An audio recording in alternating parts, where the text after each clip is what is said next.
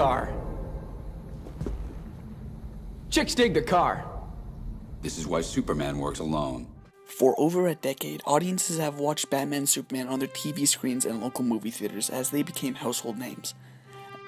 Ever since Superman and Batman first appeared together on the cover of New York World's Fair Comics #1 in 1939, people have wanted to see them interact on their screen. So in 2015, when a Batman-Superman film was first announced, millions of wishes would finally be granted. Ahoy, ahoy! But one lingering question remains. How could a film about the two most well-known, iconic heroes in the world could be so damn disappointing? I don't know! God damn it! God damn it! God! I had the utmost faith this movie would be a hit, and finally give the DC fans a cinematic universe that the Marvel fans had gotten. When the first reviews came out, I was shocked. I didn't believe the movie about the world's finest could be such a huge cinematic disaster, so I had to see it for myself. I lowered my expectations dramatically, and I went to see the film. I expect nothing, and I'm still let down. There were numerous aspects that led to the downfall of Zack Snyder's 2016 colossal misfire Batman v Superman: Dawn of Justice.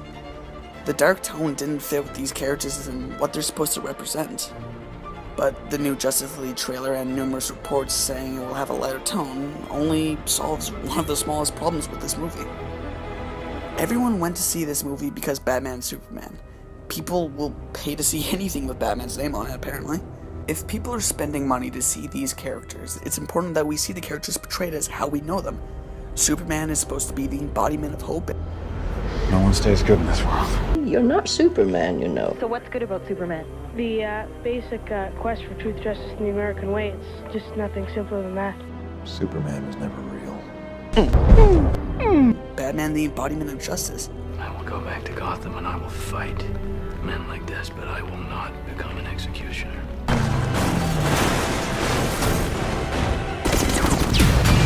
Next category. No guns, no killing. Wrong category, boy. Everyone loves these characters, but with all their admirable traits removed, it leaves the audience with no investment in these characters. When Superman died in 1993, there was outrage. That's a terrible thing. One less fantasy figure. I mean, what are us women to do? But when he died in 2016, no one batted an eye. I don't care! The DCEU has coasted on their characters' built-in fan base and years of recognition, but without that nostalgia, there's nothing special about these characters. There is no growth, no change, and no character development. The first time we see the Superman was in 2013's Man of Steel. Clark spends the entire movie trying to figure out if the world needs a Superman. Then he decides it does. Then, in Batman v Superman, Clark spends the entire movie trying to figure out if the world needs a Superman, then decides it does. Batman spends the entire movie killing people in preparation to kill Superman, and then when he gets a chance, he decides not to. Martha! Why did you say that name? That is not good character development. No. Also, if Batman kills people in this universe, it makes no sense, because why are his villains still alive? Well, anyway. While the character development in the first DCEU film is clear but questionable, the first film in the MCU is anything but. In Jon Favreau's Iron Man, Tony starts off as a selfish playboy who sells weapons to the highest bidder. But when he sees the error of his ways and what his weapons are doing to innocent people, he uses his weapons to defend the innocent and defeat his former buyers. That's character growth. In my opinion, Marvel's success has become the main source of DC's failure. Marvel has been building their world since 2008 and has spawned 14 massively successful films since then, leaving DC to play catch-up. While Man of Steel had flaws, it worked as a standalone movie. It didn't intend on setting up an entire universe. Batman v Superman, however, is supposed to be a setup for a Justice League movie, a Wonder Woman movie, a Flash movie, Aquaman movie, Cyborg movie, and more. The film was essentially a 2.5-hour trailer for a movie nobody wants to see because nobody has any reason to care about these characters yet. And yes, the MCU had some mishaps. Yes. The first one was Iron Man 2. It was criticized for spending too much time in the movie focusing on the Avengers and putting in irrelevant scenes to set up for the next film. The next disappointment was Avengers Age of Ultron, the sequel to the massively successful Avengers. The film included an extensive subplot for Thor, which would set up the next 2 Avengers movie. The flaw with those films was the shoehorned setup for more films. This flaw is extremely evident in Batman v Superman, with numerous dream sequences, extra scenes, QuickTime movies, and one-off Easter eggs for the DC fanboys. Marvel's biggest successes are their standalone movies like Guardians of the Galaxy, Iron Man, and Doctor Strange. Those movies had their own beginning, middle, and end, and other than their post-credit sequence, doesn't pander to set up any other films. Those films are standalone and work on their own. Anybody can watch them and enjoy them without any understanding of that cinematic universe. In fact, the idea of a cinematic universe is just a Hollywood construct, making people pay for more movies that don't need to be made. People don't watch movies so they can watch more movies later.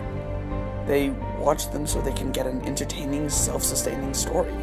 And Batman v Superman, as sad as it was, isn't that. Its successor, Suicide Squad, directed by David Ayer, also exists, only to set up more movies that don't deserve to be made. Suicide Squad was also considered a flop, and yet it's spawning a Harley Quinn movie, a Deadshot movie, and it's getting a sequel. Although Suicide Squad failed for some of the same reasons, we can talk about that piece of trash another day. Wonder Woman is a film that learned from its predecessor's failings and told a standalone story with bold and defined characters, and it wasn't burdened to set up the Justice League and didn't have to set up a more defined universe like Batman v Superman did. With the Justice League reviews finally posted, many believe Wonder Woman's success and Batman v Superman's failure might contribute to the reason it's so lighthearted and fun. But allegedly this new tone does all the Leaguers justice and makes their characters bold and true to their roots. With this good news, I hope Justice League reminds us that DC is full of colorful and diverse heroes that aren't just knockoff Batman. And with numerous films in production with the DCEU right now, I hope it doesn't feel the need to fast track and try to produce more standalones the way that Batman v Superman did, as it was a huge shortcoming of the film. If Wonder Woman puts DC on the right track and Justice League is just as good as we need it to be, maybe there are still hope for our heroes.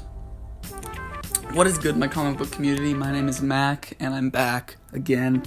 I hope you guys enjoyed my video essay / review of Batman v Superman.